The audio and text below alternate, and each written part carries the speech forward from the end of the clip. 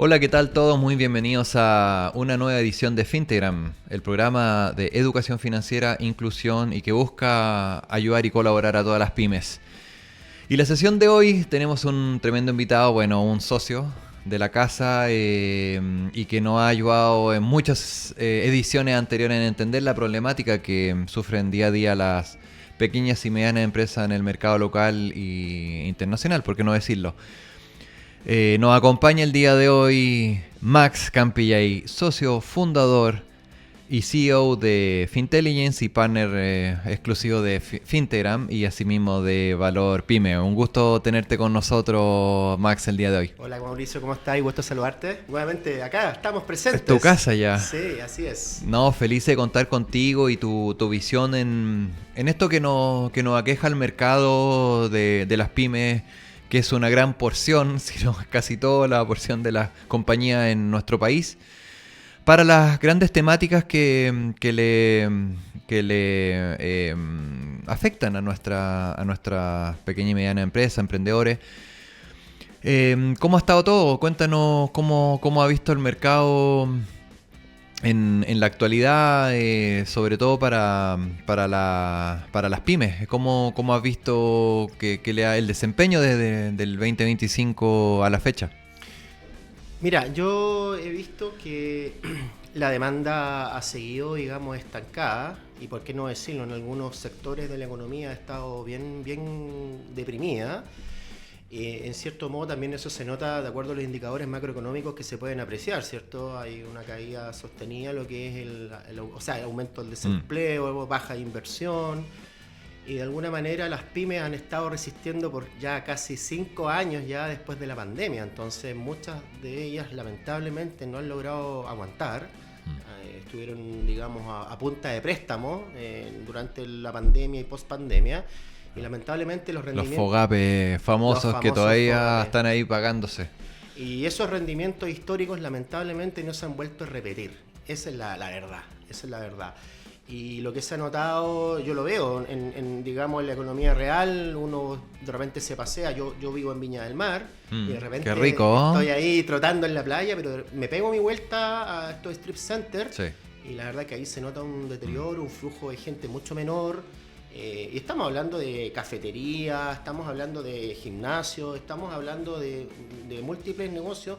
Inclusive veo la alta rotación de negocios que se ubicaron en un strip center y han durado, no sé, 6 o 8 meses y nuevamente se cierra y se abre otro. O sea, estamos viendo que hay un consumo un poco más deprimido. Hay menos flujo, menos liquidez para consumo. Uno siempre dice en las tablas del gasto por familia ya no van a restaurantes, no van a consumir a strip center a comprar. Está un poco más deprimido el sector económico, ¿no? Sí.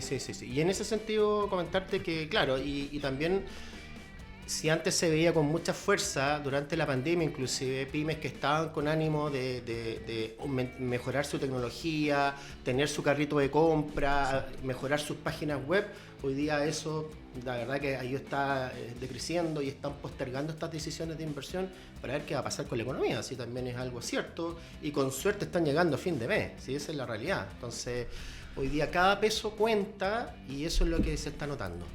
Ahí diste en el clavo, Max, en que cada peso cuenta, porque uno dice ya, los ingresos, pero ¿qué pasa con los costos de la pyme? La pyme hoy día tiene una carga de costos alta, ya sean temas administrativos, temas de contabilidad, temas de papeleo, autorizaciones, licencias, patentes que tiene que sacar. Con un ingreso menor, unos costos que no bajan y que los ingresos suben. ¿Cómo ha sido esa dinámica de ingreso-costo que tienen la relación en las pymes? Claro. Mira, por lo general lo podemos ejemplificar. Sobre todo nosotros, por ejemplo, trabajamos con varios restaurantes y nosotros, a través de nuestra solución, lo que hemos podido entregar en tiempo real son insights donde vemos la relación ingreso-gasto.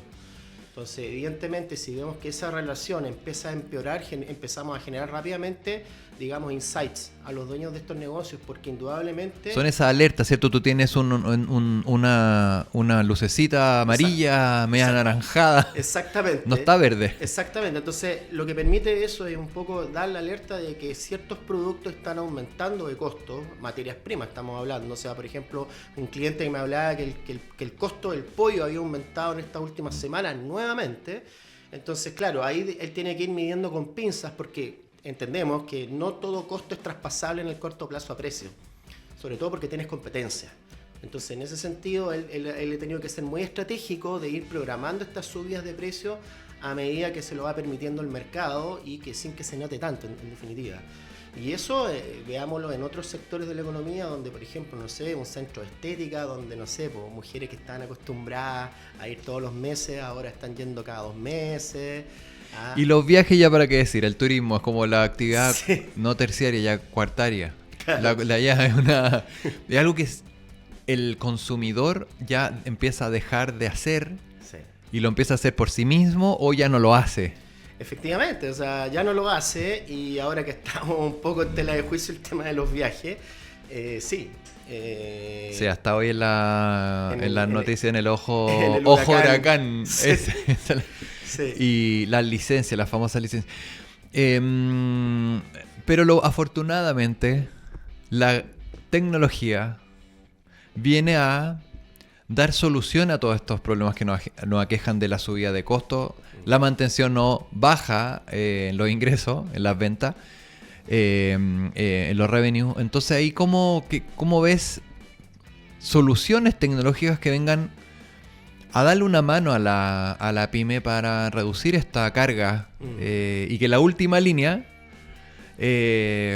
valga la pena tanto sacrificio para que tengamos números azules? Oye, qué buen punto lo que tú planteas, porque en definitiva, dado este contexto, que a lo mejor no es muy bueno, no tenemos tantas buenas noticias que contar, sí, siempre hablemos de la resiliencia, sí, o sea, de alguna manera nuestras pymes siempre han logrado ser resilientes a pesar de todo.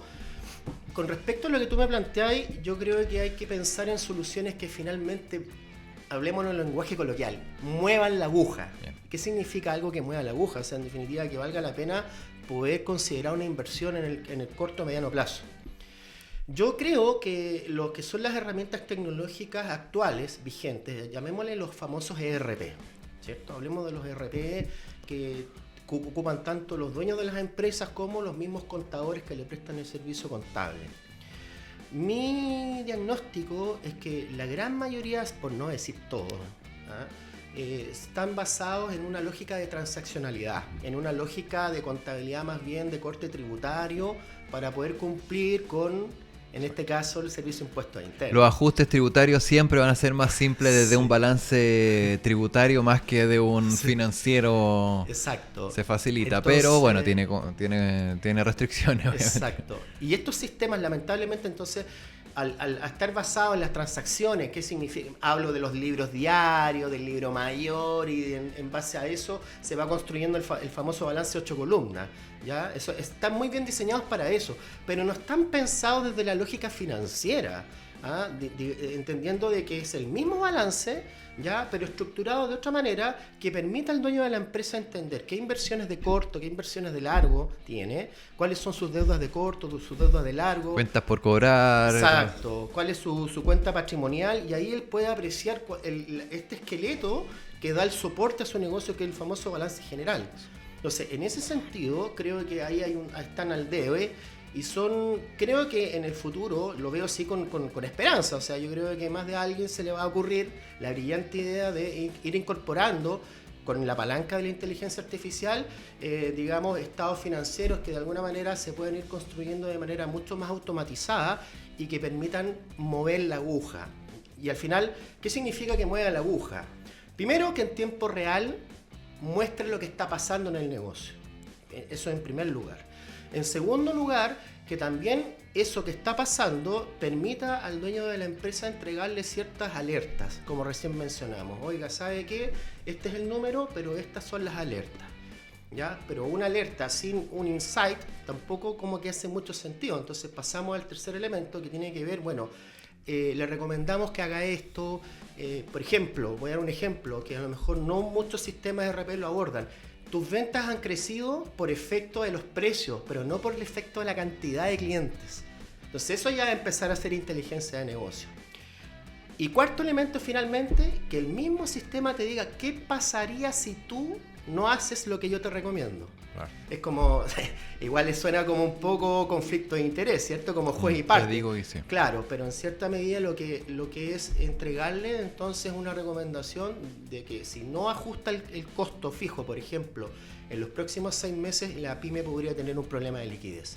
Entonces creo que en la medida de que estos sistemas concentren estos 4 grandes elementos, podría mover la aguja. Es como, decimos, colocarle anteojo a un miope o alguien que ve difusamente los números y entregarle una hoja de ruta para tomar decisiones hoy que le puedan afectar en 1 año o 6 meses. Adelante. Nuestras pymes hoy día viven con el flujo caja, viven con la contabilidad de la esquina que decimos, de la panadería, muy transaccional. Pero hay formas de que pueda una pyme gozar de la ciencia financiera, de los beneficios, de los atributos que entrega, para que tome mejores decisiones. No es necesario contar con grandes asesores o grandes tecnología, sino que puede estar al alcance, ¿no? Y no es tan descabellado pensar que prontamente vamos a tener esto en todos los computadores de nuestras pymes. Exacto, mira, yo democratizado. Te quiero contar una anécdota. De hecho, bueno, ahí después me enfermé después de esa actividad. Estuve el día sábado con un equipo, digamos, en un salón dando una charla, alrededor de 50-55 dueños de startups. Nuestro invitado, un gran relator y capacitador constante, semanal de varias instituciones. Sí. Y justamente lo que toqué, y les pedí a todos que llevaran su balance. Y la gran mayoría, cuando yo, antes de empezar la charla, me topé con varios de ellos y me decían, oye, ¿por qué me hiciste traer el balance? O sea, es como, no vengo aquí a tratar de entender esto, porque de verdad como que le tenían un poco de repulsión incluso. Bueno, lo que hice yo es mostrar un esquema de cómo finalmente funciona desde este lenguaje de los negocios que se llama contabilidad, cuál es el deber ser. Y este deber ser parte, le explicaba yo, desde que la contabilidad se inicia, llamémosle desde el 1 de enero de cada mes. Ahí donde tenemos el famoso balance de apertura, que es el balance de cierre del año anterior. Y en base a ese balance de apertura se empiezan entonces a construir, mediante todos los hechos económicos que van afectando al negocio, todas las ventas, todas las compras, y que finalmente el contador se encarga de ir clasificando qué corresponde costo, qué es lo que es gasto, exacto, y después, por ejemplo, vamos rebajando cuentas por pagar, cuentas por cobrar, haciendo el movimiento de efectivo. Bueno, esa reclasificación, claro. Ahí está el oro, ¿no? Exacto. Entonces, les mostraba yo entonces que tienen el balance de apertura, el estado de resultado, ¿ya? Tienen que tener también ahí su auxiliar de cómo determinar el costo de venta. Por ejemplo, si es una empresa transaccional, que no sé, una tienda abarrote, tiene que determinarse el costo de venta de manera correcta. Y no, normalmente lo que se hace es agarrar las facturas de las compras y cargarlas completas. Entonces eso es un error, porque el costo de venta no es compra, es consumo. Entonces, y una vez que se determina entonces el estado de resultado, y vamos entonces imputando y clasificando todos esos movimientos como complemento, sin que esté tomado como una especie de feudo, vamos generando el estado de flujo efectivo.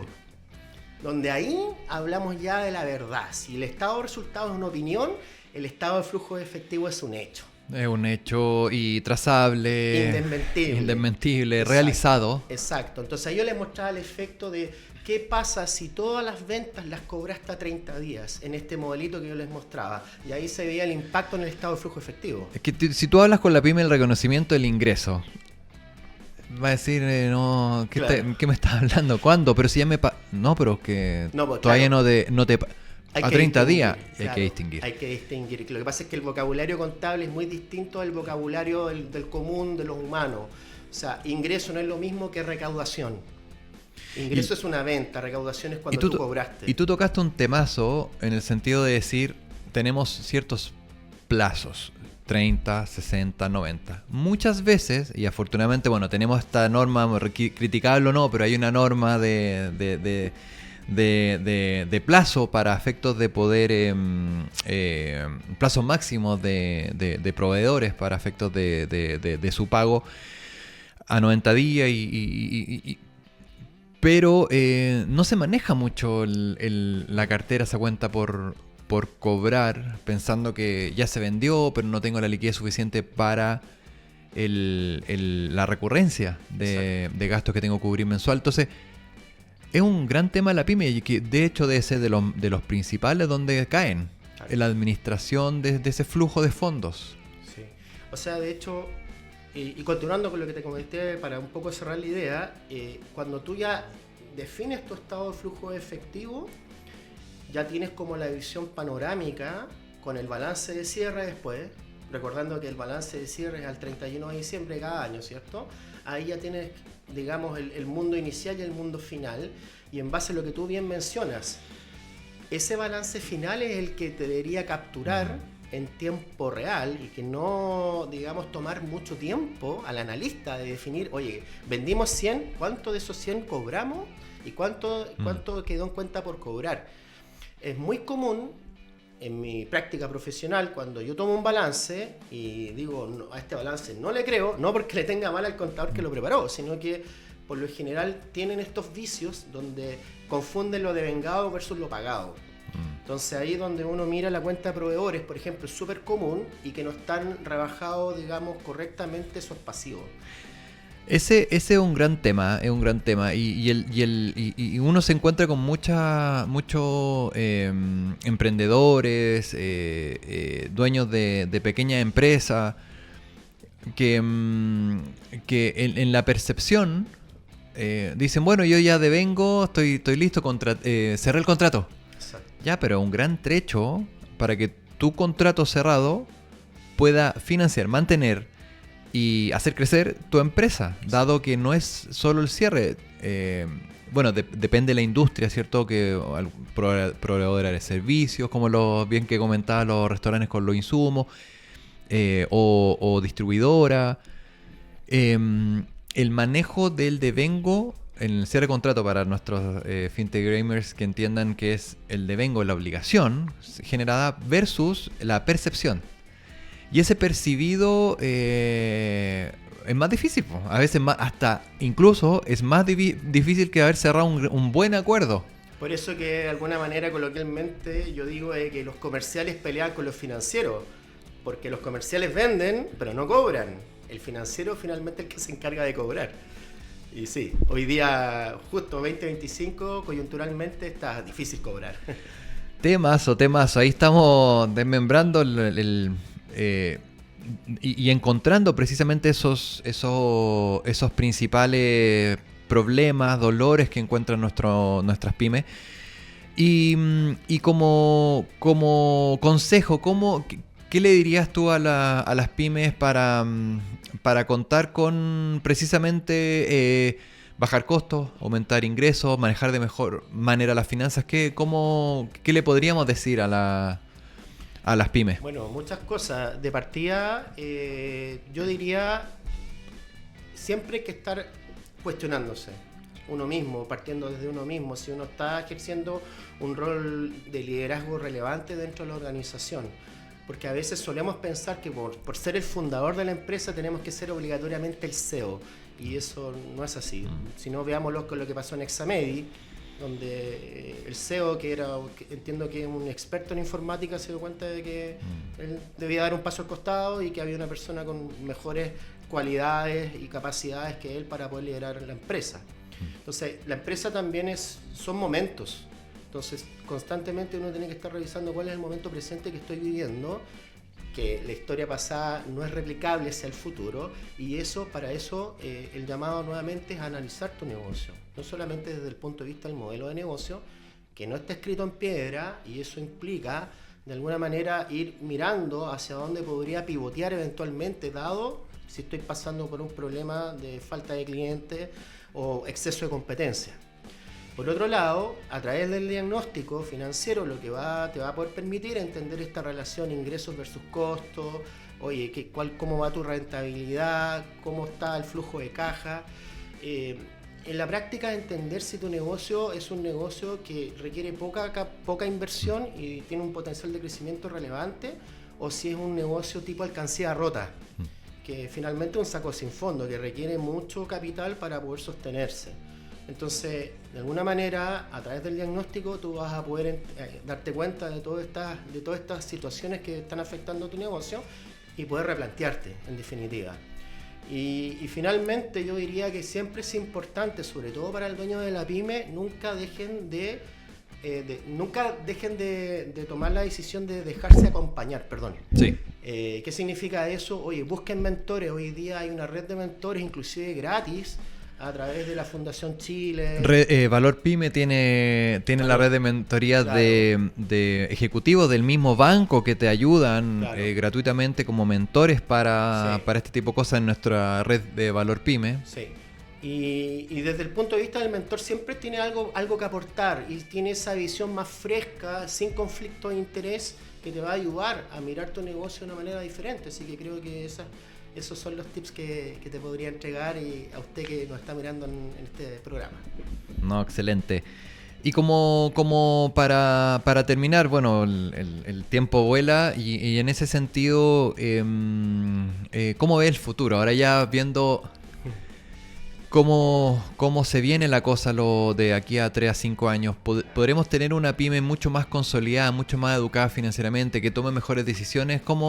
Sin tener bolita de cristal, ¿cómo ves ese mediano plazo, a largo plazo de nuestro mercado?